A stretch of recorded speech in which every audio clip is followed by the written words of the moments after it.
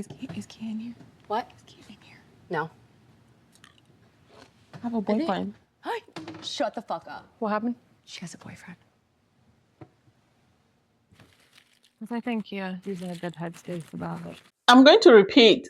I think Love is Blind needs to sort of reevaluate their experiment and come up with ways of sort of getting people that really want to participate fully and not just there for the clout. Because at the end of the day, how do you have someone who had a number one and their number one turned them down, then go for their number two, and their number two actually knows that this woman doesn't have the qualities or doesn't have the same values in a relationship that they want? How do you say to someone, I'm going to persuade you to want to have children? I always say this. It's either someone wants children or they don't. There's no gray area.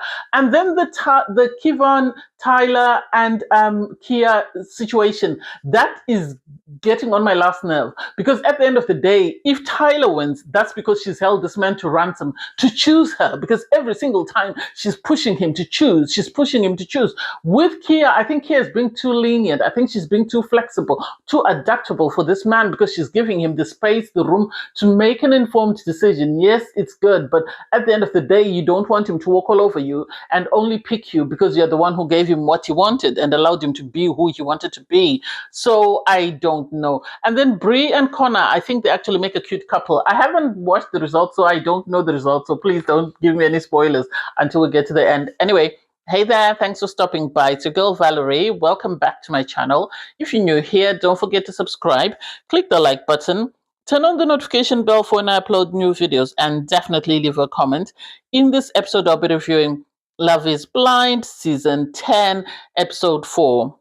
Okay, so we start off with, the couples. Obviously, the experiment is still going on. We still have more proposals to come through, and so it's about to be messy. We have Emma go on a date with Connor. Obviously, Connor was going to break up things with Emma because he and Bri have decided that they are going to be a couple and they're going to work on their relationship, and hopefully things will work out for the two of them and they will get married.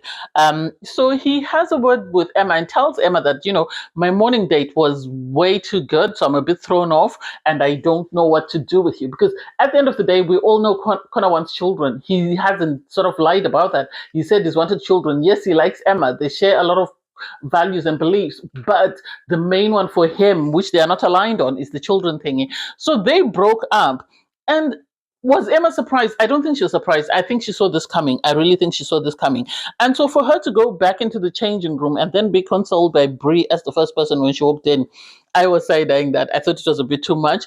But at the end of the day, this is the experiment. You're going to date the same people with other people in the women's lounge, and you have to be willing to have a friendship or to avoid each other at the end of the day. Devonte and Britney, they went on a date. And so Britney was asking Devonte, how are you feeling? Obviously, he lost his granddad and she wanted to see how he was processing that. And he says he's in a good space. They spoke about his dad. Apparently, his dad left when he was a small child. I think he was a year old or something like that. I don't remember what he said. So his dad left. And then when he was 18, his dad, it seems, came back into his life. His dad has since passed away. And so he met his dad, but didn't know who the man was. And his mom had to say to him, you just met your dad and whatever. And so I think because of his experience, Devonte is saying, whoever he ends up marrying and whoever he procreates with, he wants to have the best of relationships with them because he wants to be in his children's life and he wants to have a loving relationship with his wife. So I get where he's coming from. If he wants to build and sort of grow something that he didn't have as a child, good for him. You then had sort of, Britney appreciate him and sort of appreciate their emotional connection. The two of them are very thankful for that. And so yes, I get their conversations, I get where they are aligned, but there doesn't seem to be that sort of spiritual soul connection, in my opinion. Britney said she's been celibate. I think she said for a year because she really wants to find someone and make sure that it's the right person before she does anything. I was like, good for you. As long as you're putting in the effort and the work, we love it. Emma then was in the women's lounge and she was moaning to the women that, her first pick has sort of ended things with her. She's got a second pick, but she doesn't want to go on the date because she doesn't want it to end up as a consolation prize. But at the same time, she still wants to be a part of the experiment. And it's like, I don't like that. I really don't. If that was your first pick and you didn't want to be a part of, to be to choose a second option, pack your bags and leave. You don't need to be in the experiment. What else do you need to be sent on holiday? How expensive are holidays in America that someone can't just afford to go to the neighboring country? Seriously, why would she sort of continue to pursue something knowing that it's not going to work because you don't feel about that person the same way? Anyway, she went on a date with Mike and sort of told him that, she did have a second pick, but, they broke things off. And so she was asked who ended it. She said he ended it. And she made it seem like, Mike was her number one and this was her number two, who broke things off to go and explore with somebody else. Mike told her that you've always been my number one and I see something growing. He told her, you're kind, you're caring. And so I don't understand the conversation between Mike and Emma, because Emma's issues with Mike are the same issues she's had with the two other guys that have dropped her off. So the idea that she's suddenly thinking it's going to work, I think she's doing it because she wants to be on the show and that's it. You had Jessica go on a date with Chris. There was conversations of appreciation or words of affirmation. You're kind, you're compassionate. There was a declaration of love. And then you had Chris go on his knee and propose because, he's in love with her and he doesn't see himself with anyone else. Do I believe it? I don't know. If this works for her, amazing. She said yes. She said that's her soulmate. There's a lot of things going on there that we're not seeing, and at the moment, I think the only couple that I've seen that are most likely going to work in this experiment is the first couple. Everybody else, I am not sure. Really, I'm not sure. I'm very conflicted. Then you had Bri and Connor go on a date. Connor was initially with Emma, but he broke things off with Emma because he and Bri agreed that they were each other's number ones. You had Bri read out, these words of affirmation that she had written to this man, which was really sweet and I liked it. Connor on his part was saying, you're very supportive. Thank you for allowing me to be open, because he's a slow burn. So he was appreciative of the fact that she had exercised patience with him until he got to a spot whereby he could sort of see himself progressing this relationship. He proposed to her. She accepted. Am I surprised? No, not really. I think at the end of the day, he went for someone who wanted the same things as him, someone who he seemed to get along with. And I think Bri is actually better for him because she's more outgoing, whereas he seems sort of more reserved. And so this might help him come out of his shell.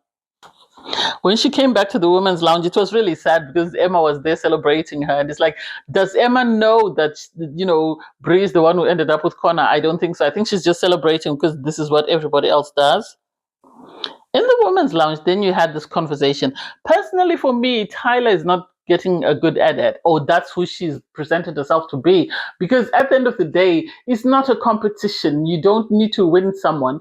Just do you. And if it works out, amazing. If it doesn't, it's still amazing. So the idea that she's having this back and forth with the girls and sort of saying that, she is number one and she sees herself as being number one for Tyler. And it's like, I don't think you can sort of go by that, because Tyler is sort of showing that he's confused.com. He's sort of floating in between you and Keya. So the idea that you are telling everyone that you are, set and are ready to go doesn't make sense.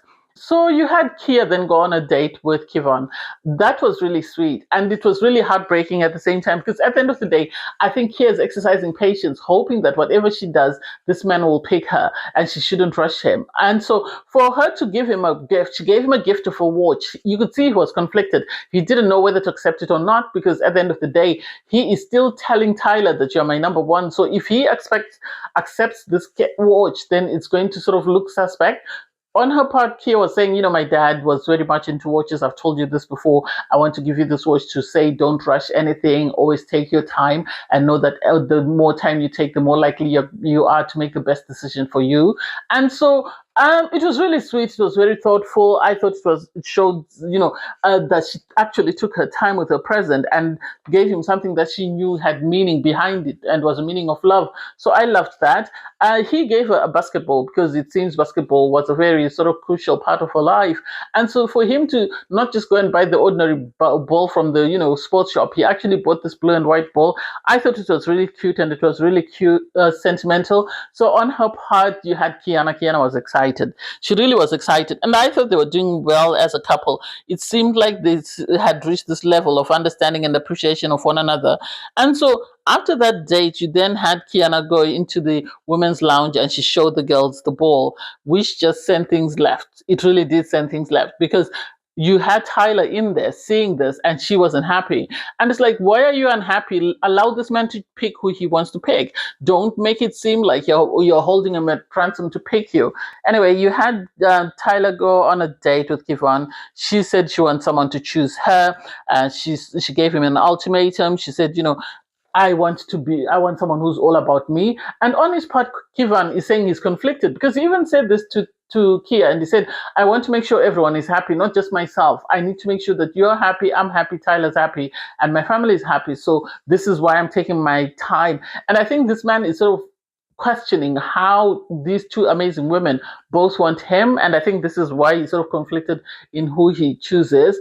On her part, you had Tyler say, I want clarity. She then went for a loo break. She said, I want a loo break, went into the women's lounge, and she came across Emma and Christine and was busy telling them that I'm now a girlfriend, because she finally had Kievan sort of say to her, I want you to be my girlfriend. I'm now a girlfriend. Where's Keya? And it's like she's saying this because she wants to put the doubt in Keya. She wants to leave this message out there. That way everybody else tells everyone and eventually tells Keya that, oh, they're now boyfriend and girlfriend. And then she went back into the pod and she was saying, I want you to tell me, am I your number one or not? If I'm not your number one, then I'm not coming tomorrow. I'm not going to come when there's sort of indecisiveness. I want a definite decision. Either you break things off with Keya and leave me as your number one, or we're done. And it's like, if I were him, I would say we're done, because I don't want to be held at ransom, because this is a decision that I'm making for the rest of my life. And if we're starting with an ultimatum, where are we going to end? I didn't like that. I really didn't like that. I thought it was very competitive sport, and I thought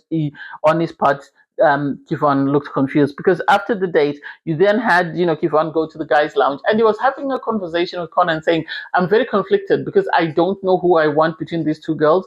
I know who's number one, I know who's number two, but to say that, to propose, I don't know whether that's the order they're still in, because it seems every time we have a date, something changes with whoever I'm on the date with. I understand where he's coming from. At the end of the day, he has to choose him first. He has to make the best decision for himself. Tyler, on her part, is excited because she's been asked to be a girlfriend, but she wants him to break things off. So she is waiting to hear that he's broken things off, and it's like, oh, this is messy. Devonte and Britney went on a date.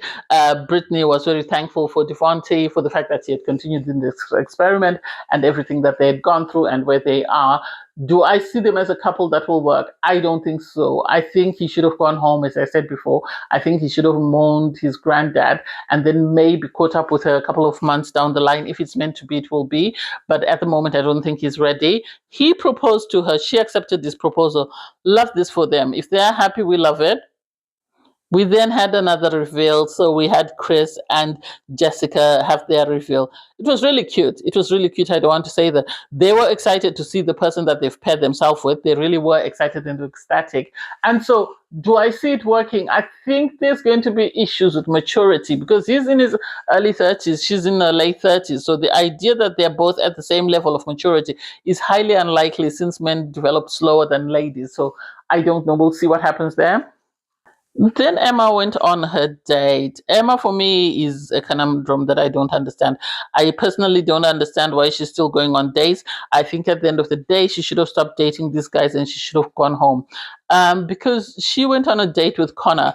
And so she started by giving Connor her gift. Her gift was letters from her mom, because apparently her mom writes amazing letters. And because Connor is the only person who's taken time to know her, she wanted him to read the letters.